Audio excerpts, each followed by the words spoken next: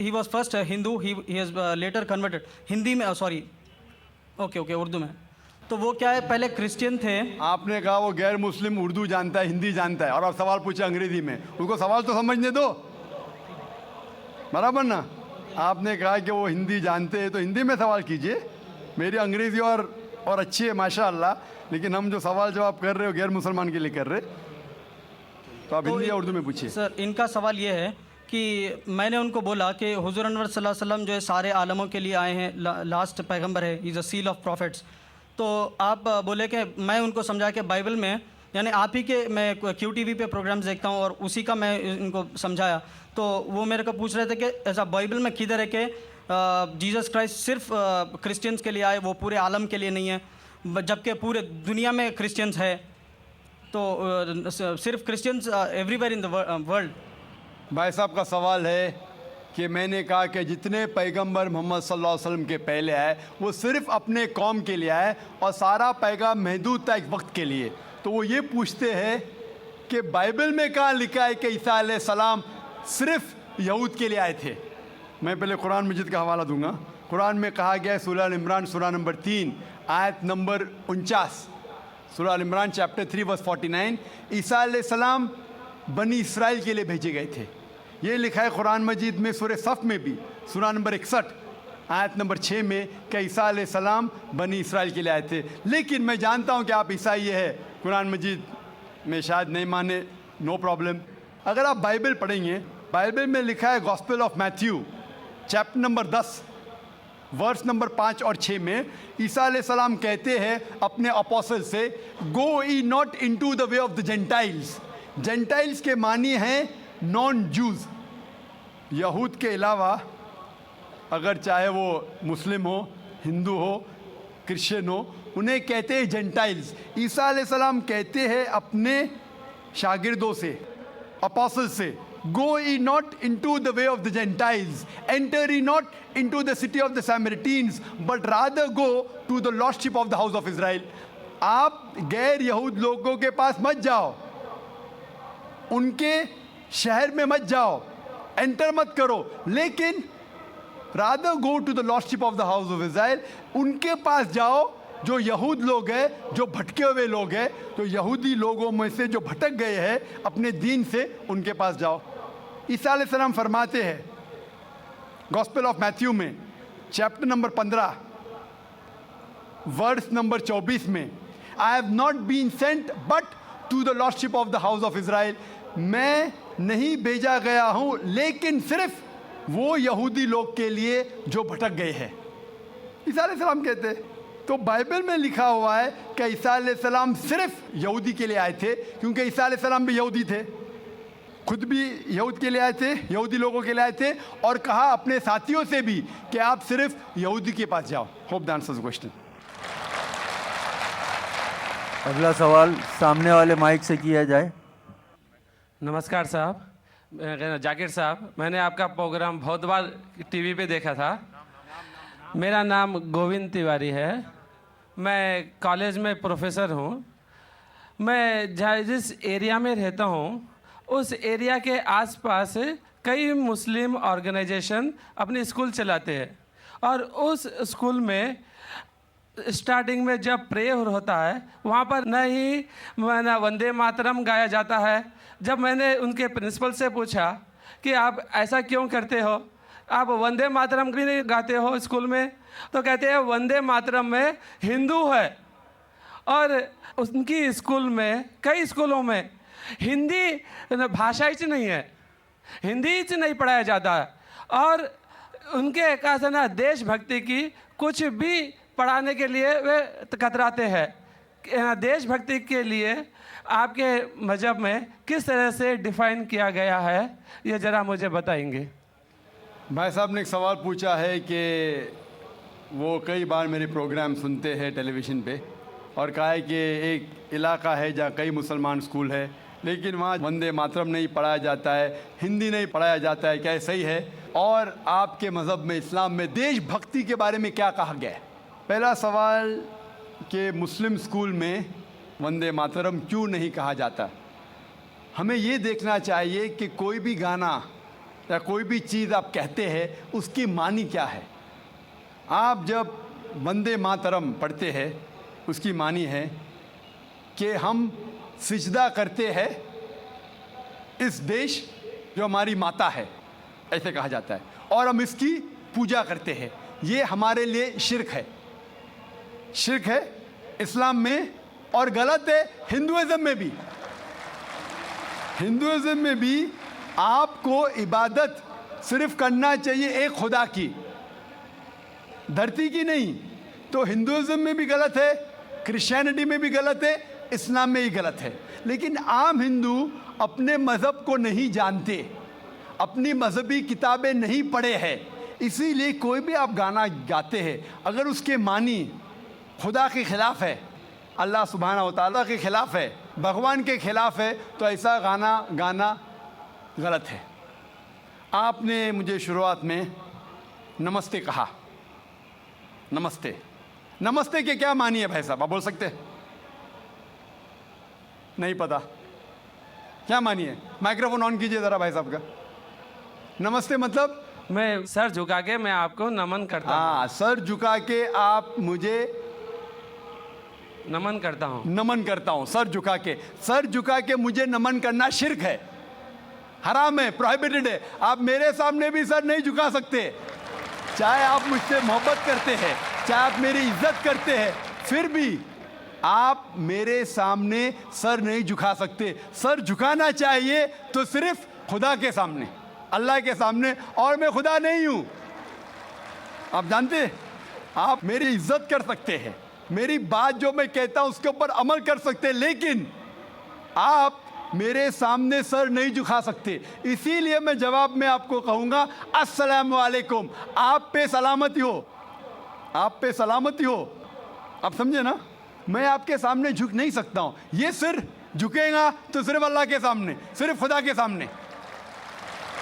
तो आपने बड़प्पन में मुझे कहा, लेकिन अगर गलत चीज़ कहा तो मैं वापस से जवाब नहीं दे सकता हूँ, क्योंकि मैं जानता हूँ जो लोग नहीं जानते वो ऐसे हरकत कर सकते। मिसाल के तौर पे 1 महीना पहले मैं जब बॉम्बे एयरपोर्ट पे था तो एक औरत, हिंदू खातून, मुझे पूछी कि आप डॉक्टर जाकिर नाइक है?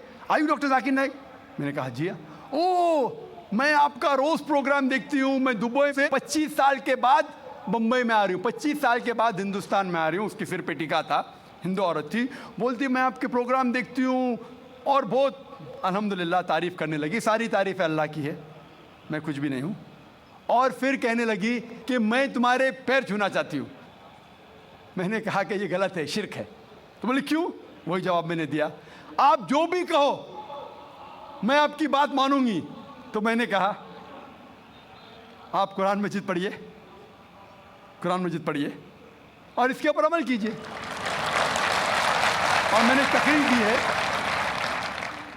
Similarities between Islam and Hinduism, Islam और हिंदुइज्म में यकसानियत, और साबित किया है कि हिंदुइज्म में भी लिखा है कि आप सिर्फ एक ईश्वर की इबादत करना चाहिए, जितने ऋषि आने वाले उनमें मानना चाहिए, और मोहम्मद सल्लल्लाहु अलैहि वसल्लम में भी। तो आपको अगर कुरान और वेदा पे अमल करना चाहिए जो यकसा है, आपको एक खुदा में मानना पड़ेगा और आखिरी पैगंबर मोहम्मद सल्लल्लाहु अलैहि वसल्लम पर। आपका और एक सवाल था कि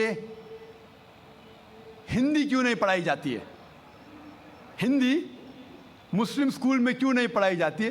कुछ स्कूल में हो सकता है, लेकिन मेरे हिसाब से अक्सर स्कूल में हिंदुस्तान में हिंदी पढ़ाई जाती। जो स्कूल मैंने कायम किया हूँ, इस्लामिक इंटरनेशनल स्कूल, उसमें भी हिंदी पढ़ाई जाती है। ना हिंदी, मराठी भी, जो हमारे स्टेट लैंग्वेज है, हम पढ़ाते हैं, जोर देते हैं अंग्रेज़ी और अरबी पर। नंबर 1 अंग्रेज़ी अरबी, फिर उर्दू, हिंदी, मराठी, आगे चल के संस्कृत भी सिखाएंगे, संस्कृत भी, ताकि हिंदुस्तानी लोग जितने मज़ाहिब इस देश में हैं उसको समझे। मैं गवर्नमेंट से कहता हूं कि हिंदुस्तान में संस्कृत आम करो। संस्कृत आम करेंगे तो लोग वेदा पढ़ेंगे, पढ़ने के बाद हक के तरफ आएंगे और हिंदू मुस्लिम एक हो जाएंगे। हिंदी तो छोड़ो, संस्कृत क्योंकि वेद संस्कृत में, हिंदी में नहीं है। हिंदू की ज़बान है संस्कृत, और मैंने तकरीर की है हिंदुइज़्म और इस्लाम में यकसानियत। लेकिन आम हिंदू अपनी मजहबी किताब पढ़ा ही नहीं तो क्या जानेगा। तो मैं संस्कृत कोट करता हूँ, फिर तर्जुमा करता हूँ और कहता हूँ कि आपको अगर लगता है कि मैं कुछ गलत कह रहा हूँ, रेफरेंसेस देता हूँ मैं। आपका आखिरी सवाल था कि इस्लाम में देशभक्ति के बारे में क्या कहा गया है। इस्लाम में कहा गया है कि सबसे पहले जो मैं बात मानना चाहिए वो हमारे खालिक की, बनाने वाले की, खुदा की, अल्लाह की सबसे पहले। अगर अल्लाह की बात से कोई दूसरी बात टकराती है तो उसे छोड़ देना चाहिए। जहाँ तक कि मैं हिंदुस्तानी हूँ और मैं गर्व से कहता हूँ कि मैं फंडामेंटलिस्ट मुस्लिम हूँ, I am a good practising Indian. Fundamentalist, बुनियाद परस्त मुस्लिम भी हूँ और अच्छा हिंदुस्तानी भी हूँ। मैं हिंदुस्तान के कॉन्स्टिट्यूशन को जानता हूँ। हिंदुस्तान के कॉन्स्टिट्यूशन में एक भी चीज़ फ़र्ज़ नहीं है जो इस्लाम में हराम है, और ऐसी कोई भी चीज़ नहीं है जो हमें मजबूर करती है जो इस्लाम में हराम है। और हिंदुस्तान के कॉन्स्टिट्यूशन में, इंडियन कॉन्स्टिट्यूशन में ऐसी कोई भी हराम चीज़ नहीं जो इस्लाम में फ़र्ज़ है और इंडियन कॉन्स्टिट्यूशन में हराम है। तो मैं दोनों को साथ में लेके चलता हूँ। लेकिन अगर टकराव होगा, मेरे हिसाब से I can be a very good Muslim and a good Indian. मैं अच्छा मुसलमान भी हूँ और अच्छा हिंदुस्तानी भी हूँ। लेकिन अगर आगे चल के, अभी तो कोई टकराव नहीं है, लेकिन अगर आप ऐसे देश में हैं जो देश का कानून अपने खालिक के कानून से टकराता है, तो खालिक का कानून ऊंचा है। खालिक का कानून ऊंचा है, खुदा का कानून ऊंचा है, अल्लाह का कानून ऊंचा है, फिर आता है देश। देश ने हमें, ठीक है, ये देश में हम जीते हैं, देश हमारे लिए फैसिलिटीज देता है, लेकिन हमें जान किसने दी? देश ने या खालिक ने? खुदा ने दी। ये हवा जो है, ये हवा के बिना 5 मिनट भी आप जिंदा नहीं रह पाएंगे। कितना? 5 मिनट भी नहीं जिंदा रह पाएंगे। किसने दी? देश ने या अल्लाह ने? खुदा ने। देश ने भी हमारे लिए अच्छे काम किए। मैं देश के खिलाफ नहीं हूँ, मैं भी देशभक्त हूँ। देशभक्त के मानी क्या? अगर आप बोलते देशभक्त मतलब देश की इबादत करना, तो मैं देशभक्त नहीं हूँ। अगर देश की तरक्की चाहता हूँ, हाँ मैं हूँ देशभक्त। तो देशभक्त के मानी क्या इंपॉर्टेंट है। अगर देशभक्त मतलब देश की इबादत करना, तो ये गलत है। इबादत सिर्फ मैं खालिक की करता हूँ, अल्लाह की करता हूँ, खुदा की करता हूँ। लेकिन देश की भलाई चाहता हूँ। अगर वो देश कोई कानून लागू कर रहा है, वो शरीयत के अंदर है, खुदा के कानून के दायरे के अंदर है, तो मैं उनके साथ हूँ। कई चीज़ें इस्लाम में मुबाह है, ऑप्शनल है, और अगर देश उसे कहता है कि करो, तो मैं करूँगा। लेकिन अगर कोई देश, चाहे वो अमेरिका हो या यूके हो, वहाँ का कानून अगर इस्लाम के ख़िलाफ़ है, तो मैं उस देश के कानून के ख़िलाफ़ जाऊँगा, क्योंकि मैं सबसे पहले मोहब्बत करता हूँ खालिक से, खुदा से, अल्लाह से, फिर अपने देश से। तो जहाँ तक के देश का कानून खालिक के कानून से नहीं टकराता है, हमें उस कानून पे अमल करना चाहिए। और मेरे नज़रिए से एक भी हिंदुस्तान का कानून मुझे मजबूर नहीं करता इस्लाम के ख़िलाफ़। इसीलिए मैं कहता हूँ I am a very good practising Muslim, fundamentalist Muslim, at the same time a very good practising Indian. Hope that answers the question. अब चूंकि हमारे पास वक्त बहुत कम है, लिहाजा हम ज़्यादा से ज़्यादा और 2 सवालात रख सकते हैं या 2 राउंड पूरे कर सकते हैं इंशाल्लाह।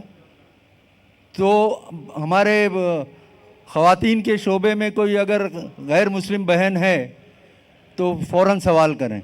No non-Muslims here. अच्छा, हमारे यहाँ कोई भाई हैं गैर मुस्लिम? आइए। अस्सलाम वालेकुम जाकिर भाई, श्री राम राजू है मेरा नाम। तो जो आप कॉन्सेप्ट आपका सुनता हूँ मैं, तो वेद, चतुर्वेद और भगवद गीता में जो कॉन्सेप्ट है एक अल्लाह का, तौहीद, रिसालत, आखिरत, यही कॉन्सेप्ट जो ना आप लोग पेश कर रहे हैं। तो जब ये कॉन्सेप्ट को इंसान सुनता है तो क्यों उन नाम चेंज कर लेना, मज़हब क्यों चेंज कर लेना?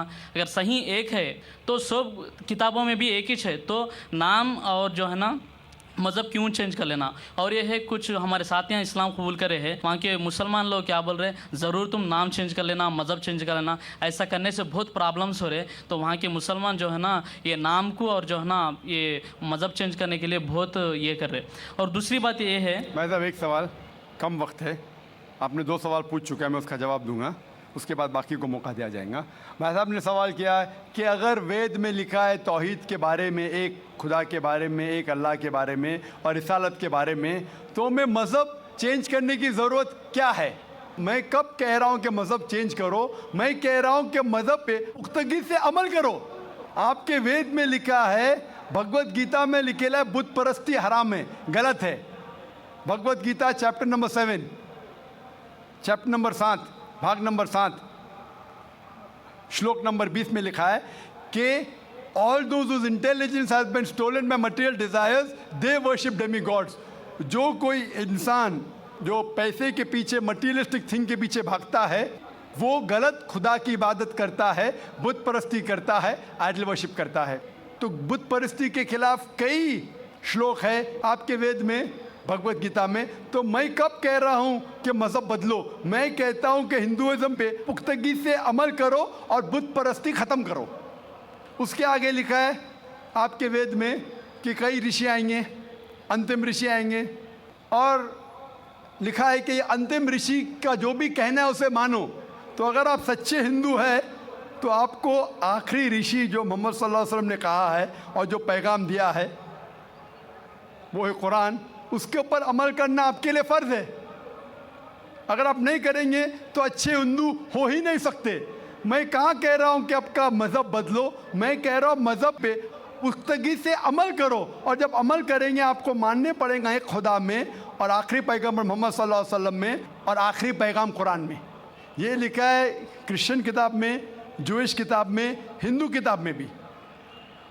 आपने कहा नाम बदलना ज़रूरी है, नाम बदलना ज़रूरी नहीं है। नाम से कोई मुसलमान नहीं बन जाता। मोहम्मद, जाकिर, सुल्तान, अब्दुल्ला अमल से बनता है, अमल से। अगर आप अपनी सारी रज़ा अल्लाह खुदा के हवाले करते हैं उसे कहते हैं मुस्लिम। आप अपना नाम बदलने से जाकिर, अब्दुल्ला, सुल्तान, शाकिर से मुस्लिम नहीं बन जाते। मुस्लिम बनते हैं आपकी सारी रज़ा अल्लाह के हवाले करना, फिर आप मुस्लिम बनते हैं। हिंदू के मानी क्या? Hindu is a geographical definition, geographical Ellaquai एतबार से डेफिनेशन है। जो कोई इंसान, जो कोई शख्स इंडस वैली के इर्द गिर्द रहता है, in the land of Indus valley, जो इंसान सिंधु नदी के आसपास रहता है उसे कहते हैं हिंदू। ये लफ्ज़ हिंदू सबसे पहले इस्तेमाल किया गया था अरबों ने जब इस देश में आए। तो हिंदू लफ्ज़ सबसे पहले इस्तेमाल किया था अरबों ने। तो जोग्राफिकली जो भी शख्स इस देश में रहता है उसे हिंदू कहते। तो जोग्राफिकली मैं हिंदू हूँ, मजहबी एतबार से नहीं, जोग्राफिकली इलाके एतबार से। अगर आप कहते हैं कि हिंदू मतलब बुद्ध की पूजा करना, तो मैं हिंदू नहीं हूँ। लेकिन इलाके एतबार से मैं इंडियन हूँ, इलाके एतबार से मैं हिंदू हूँ, और खुदा को मानने के एतबार से मैं मुस्लिम हूँ, क्योंकि मैं सारी रज़ा अल्लाह के हवाले करता हूँ। और इस्लाम में भी नाम बदलना फ़र्ज़ नहीं है, नाम बदलना फ़र्ज़ नहीं। अगर वो नाम शिरकाना है, जिसमें शिरक की बू आ रही है, तो बदलना फ़र्ज़ है, वरना नाम बदलना फ़र्ज़ नहीं। आप अपना पुराना नाम भी रख सकते। अमली तौर पे आप अल्लाह की बात मानो तो आप अच्छे मुसलमान बनेंगे। Hope that answers the question. अगला सवाल हमारे गैर मुस्लिम भाई हैं तो सामने से करें। मेरा नाम टी रमेश है, मैं यूनाइटेड एयरफोर्स कोरियर में काम कर रहा हूँ। मेरा सवाल ये है कि थोड़े दिन पेपर में और मीडिया में देखा है ऐसा, जो स्पोर्ट्स स्टार है वो कहते हैं ये तो कपड़े से, तो कपड़े के लिए रिस्ट्रिक्शंस रखे से है, उनको रिस्ट्रिक्शंस करे, ऐसा खेलना नहीं। तो वही पिक्चरों में तो बहुत दिन से ऐसा कर रहे हैं, उसके लिए क्या है? और एक सवाल है मेरा, मैं आपका क्यू टीवी देखता हूँ, और वो रीजनल लैंग्वेज में ट्रांसलेट कर ले तो बहुत अच्छा रहता है। भाई साहब ने 2 सवाल पूछा है। दूसरा सवाल था कि मेरे क्यू टीवी के तकरीर है रीजनल लैंग्वेज में ट्रांसलेट करें तो अच्छा है। मेरे तरफ से कोई भी मानियत नहीं है, कोई रिस्ट्रिक्शन नहीं, जो भी चाहे कर सकता है, नो कॉपीराइट। लेकिन मैं आपकी ज़बान नहीं जानता हूँ, आपके हैदराबादी लोग करना चाहिए, कोई रिस्ट्रिक्शन नहीं, नो कॉपीराइट, इंशाअल्लाह सवाब मिलेगा। जहाँ तक कि पहला सवाल था कि इस्लाम में मीडिया में कुछ महीने पहले स्पोर्ट्स के बारे में रिस्ट्रिक्शन आया था, कपड़े पहनने के बारे में, तो आपकी राय क्या है? आपका जो सवाल है वो सानिया मिर्ज़ा के बारे में है ना? सानिया मिर्ज़ा के बारे में ना, तो डायरेक्ट पूछिए ना, मुझे पता है कि हैदराबाद से ताल्लुक़ रखती हो। और ये सानिया मिर्ज़ा के इशू के बारे में कई महीनों तक इंडियन मीडिया फिर फॉरेन मीडिया से उछाली और ये एक talk of the town front page के ऊपर आ चुका था कि इस्लाम सानिया मिर्ज़ा के ख़िलाफ़ है, मौलाना लोग ने उसके ख़िलाफ़ बात किए वगैरह वगैरह। मैंने काफ़ी रिपोर्टें पढ़ी, लेकिन मेरी राय ये है कि ऐसे जब सवालात उठते हैं तो हमें हिकमत से काम लेना चाहिए, हिकमत से। मैं ये नहीं कहता हूँ कि जो मौलाना ने फतवा दिए या कई लोग ने जो कहे, अक्सर मौलाना ने सही फतवा दिए अक्सर, लेकिन काफ़ी पॉलिटिशियन बीच में आ गए हो सब। मैं मुख्तसर से आपको उसका बयान दूंगा। लोग कह रहे थे कि इस्लाम रिस्ट्रिक्ट्स इंटरनेशनल स्पोर्ट्स, कि इस्लाम स्पोर्ट्स की तरक्की के ख़िलाफ़ है, और सानिया मिर्ज़ा से मीडिया पूछ रही थी कि इस्लाम हराम कहता है तो क्यों आप ऐसे कपड़े पहन रहे वगैरह वगैरह। मैं ये पूछना चाहता हूँ कि सानिया मिर्ज़ा लॉन टेनिस में नंबर 31 थी, अभी 34 हो गए, वापस से लगभग करीब है, 31-34 नंबर पे है। आप सबसे number 1 top seed Serena Williams से क्यों नहीं पूछते, क्यों नहीं उससे पूछते कि उसका मज़हब उसे इजाज़त देता है ऐसे कपड़े पहनने की? आप मौलाना से क्यों पूछते कि इस्लाम में जायज़ है क्या नहीं? आप जाके प्रीस्ट से क्यों नहीं पूछते? आप जाके पोप से क्यों नहीं पूछते क्या सेरेना विलियम्स जो नंबर 1 है ऐसे कपड़े पहनना क्रिश्चियनिटी अलाउ करती है क्या नहीं? पोप मेरे नज़रिए से बिल्कुल कहेगा हराम है। क्लियरली लिखा है हिजाब के बारे में बुक ऑफ ड्यूटोनॉमी में चैप्टर नंबर 22 वर्स नंबर 5 में हिजाब के बारे में लिखा हुआ है। 1 Timothy chapter number 2 verse number 9 में कि औरतें अच्छे कपड़े पहनना चाहिए, sober, modest. The woman should wear modest clothes with shamefacedness, with sobriety, should not have braided hair of gold, nor wear pearls। मतलब भड़कीले कपड़े नहीं पहनना चाहिए, सोने नहीं पहनना चाहिए, और अच्छे से पेश आना चाहिए इज्जत के साथ। और क्रिश्चियनिटी में भी ऐसे कपड़े पहनना हराम है। अगर आप प्रीस्ट से पूछेंगे, कोई भी प्रीस्ट कहेगा। इसीलिए आप देखते हैं कि नन लोग मुस्लिमा जैसे लिबास पहने, इस्लाम के लिबास पहने, पूरा जिस्म ढका हुआ है, सिर्फ चेहरा और हाथ कलाई तक दिखता है। तो आप जब कहते हैं कि जो लोग मजहबी है, जो औरतें मजहबी है, उन्हें ऐसे कपड़ा पहनना चाहिए, हमारे हिसाब से हर औरत, हर मुस्लिमा, हर मुस्लिम खातून मजहबी होना चाहिए और उसे अच्छे कपड़े पहनना चाहिए। मीडिया क्या करती है? उछालती है। और अफसोस की बात, हमारे कई मुसलमान पॉलिटिशियन वो कहने लगे कि ये मौलाना है ना, ये सिर्फ मजहबी तक रहना चाहिए, स्पोर्ट्स में नहीं आना चाहिए, स्पोर्ट्स के बारे में नहीं कहना चाहिए। मैं ये मुस्लिम पॉलिटिशियन से कहता हूँ कि वो अपने पॉलिटिक्स तक महदूद रहो, इस्लाम के दायरे में मत आओ। वो कहता है कि मौलाना जो है ना, ये हमारे स्पोर्ट्स वुमेन को तरक्की करने से रोकते हैं। मैं उनसे पूछता हूँ, और कई हमारे गैर मुस्लिम पॉलिटिशियंस कहने लगे कि जो भी कोई सानिया मिर्ज़ा के ख़िलाफ़ है वो देश के ख़िलाफ़ है, हमारे हिंदू पॉलिटिशियंस। तो मैंने कहा कि जो भी कोई सानिया मिर्ज़ा के कपड़े का साथ देता है वो वेद के ख़िलाफ़ है, हिंदुइज़्म के ख़िलाफ़ है। हिंदुइज़्म में भी लिखा है, आप हिंदू किताब पढ़ेंगे, वेद पढ़ेंगे, जिल्द नंबर 10 में लिखा हुआ है, चैप्टर नंबर 85 श्लोका नंबर 30, और ऋग्वेद में लिखा हुआ है जिल्द नंबर 8 चैप्टर नंबर 33 मंत्रा नंबर 19 में कि ब्रह्मा ने, खुदा ने आपको औरत बनाया है, इसलिए नज़र नीचे करो और अपना सर ढाको। तो हिंदुइज्म में भी हिजाब है। तो ये हिंदू पॉलिटिशियन अपनी मजहबी किताब पढ़े ही नहीं, वो जो कहते हैं कि सानिया मिर्ज़ा के लिबास के खिलाफ है वो देश के खिलाफ है, मैंने कहा जो सानिया मिर्ज़ा के लिबास के साथ है वो हिंदू मज़हब के खिलाफ है। और मैं कहता हूँ ये पॉलिटिशियन से चाहे हिंदू या मुस्लिम हो कि इंटरनेशनल स्पोर्ट्स को तरक्की से रोकना नहीं चाहिए। हम जानते हैं कि पहले लॉन टेनिस में, बैडमिंटन में हम देखेंगे ख़वातीन पूरे कपड़े पहनती थी, पूरी ढकी हुई थी। जैसे टाइम गुजरता जा रहा है कपड़े कम होते जा रहे। तो पहले तो लोग खिलते थे, मुस्लिम और गैर मुस्लिम ख़वातीन भी, अभी क्यों ज़रूरी आ गई? मान लो मैं कहता हूँ अगर कल बीच वॉलीबॉल इंटरनेशनल स्पोर्ट्स हो जाएगा जिसमें औरतों को बिकिनी पहन के खेलना होता है, तो क्या आप अपनी बेटी को भेजेंगे बीच वॉलीबॉल खेलने के लिए? कौन सा हिंदुस्तानी पॉलिटिशियन अपनी बेटी को बीच वॉलीबॉल खेलने के लिए भेजेगा? बीच वॉलीबॉल जानते हैं आप?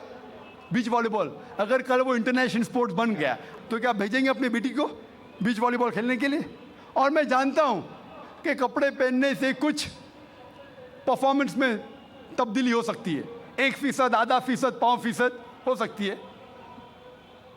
लेकिन अगर खाली कपड़े पहनने से कुछ फ़र्क आता है, आधा फीसद, 1%, हम जानते हैं कि स्विमिंग के लिए कम कपड़े पहना जाता है तो क्या स्विमिंग और अच्छे से हो सके? अगर आप अक्ल लड़ाएंगे तो कपड़े नहीं पहनेंगे, सबसे अच्छी स्विमिंग होगी, तो क्या बिना कपड़े स्विमिंग करेंगे? आप बोलेंगे नहीं ये मेरी हिजाब का महदूद, मेरी मॉडेस्टी है इतना पहनना, बिकिनी पहनना।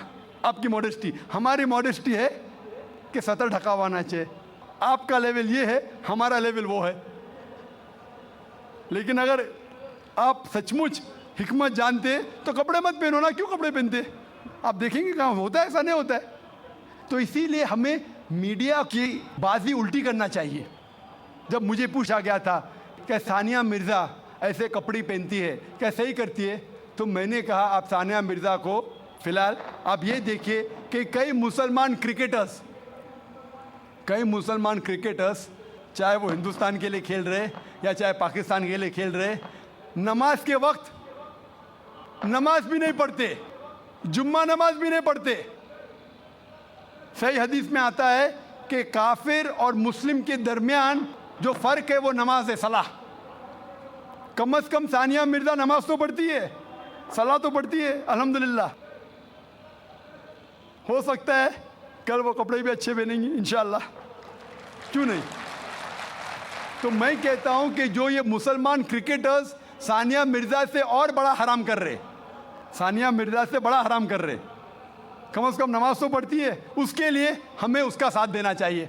अगर कुछ गलती कर रही है हमें उसके साथ हिकमत से पेश आना चाहिए और कहना चाहिए अल्लाह ताला उन्हें इंशाअल्लाह हिदायत देंगे, कम से कम नमाज तो पढ़ी है। हो सकता है चंद महीने बाद या चंद साल बाद हो सकता है कि अल्लाह ताला उसे हिदायत देगा, वो कपड़े भी अच्छे पहनेंगे। और मैं जानता हूं कि परफॉर्मेंस में शायद आधा फीसद, 1% हो सकता है कि लंबे कपड़े पहनने से परफॉर्मेंस में कमी हो, लेकिन जब अल्लाह का साथ है तो परफॉर्मेंस में कितनी तरक्की होगी। अल्लाह ताला फरमाते सूरह इमरान में सूरह नंबर 3 आयत नंबर 160 में कि if Allah forsakes you none can help you, अगर अल्लाह आपका साथ छोड़ दे तो कोई भी आपकी मदद नहीं कर सकता, और अल्लाह अगर साथ दे तो कोई भी आपको हरा नहीं सकता। तो इसीलिए मोमिनों से अल्लाह पे भरोसा रखने के लिए कहिए। तो हो सकता है सानिया मिर्ज़ा इंशाअल्लाह कुछ दिन बाद, चाहे हफ्ते हो या महीने हो या साल हो, हम अल्लाह से दुआ करते हैं कि अल्लाह उसे हिदायत दे और वो कपड़े भी अच्छे पहने और इंशाअल्लाह तरक्की भी करे। Hope that answers the question. जैसा कि मैं आपसे कह रहा था कि वक्त की किल्लत है और सवाल करने वाले ज़्यादा, मगर कानून का एहतराम ज़रूरी है, लिहाजा हम आज की इस नशिस्त को ख़त्म करते हैं।